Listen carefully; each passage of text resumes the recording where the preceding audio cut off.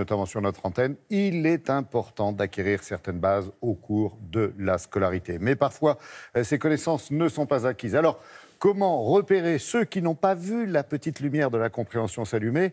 Laurence Beauvillard, pour nous, s'est rendue dans une école d'ingénieurs qui travaille avec l'Agence nationale de la recherche sur la reconnaissance, justement, des émotions. Regardez.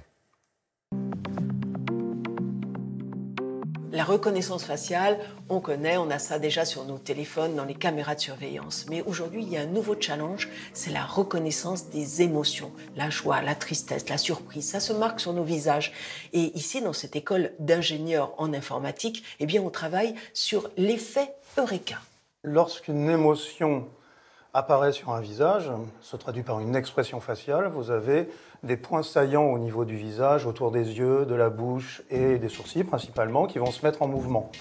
Cette mise en mouvement correspond en fait à des micro-mouvements faciaux, des muscles du visage. Ces micro-mouvements faciaux sont au nombre de 25. On parle de l'ouverture de la bouche, du resserrement des sourcils.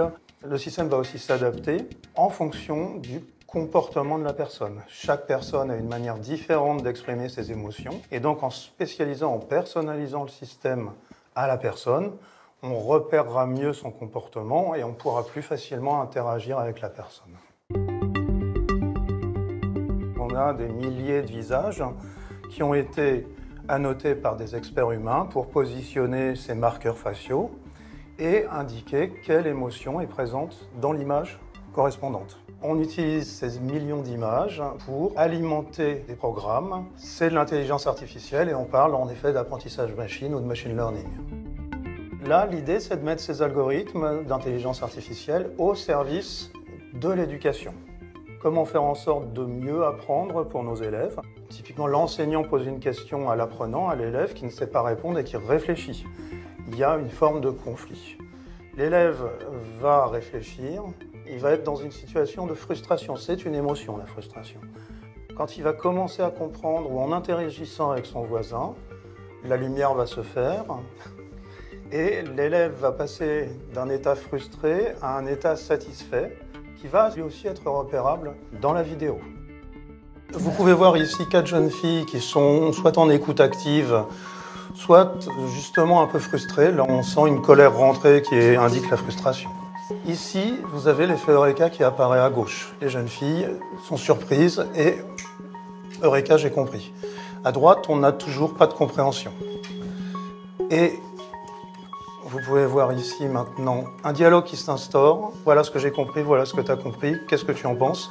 Les jeunes filles de droite qui n'avaient pas encore compris, qui commencent à comprendre et qui se mettent à interagir avec les autres. On a vraiment la notion de contagion émotionnelle et cognitive.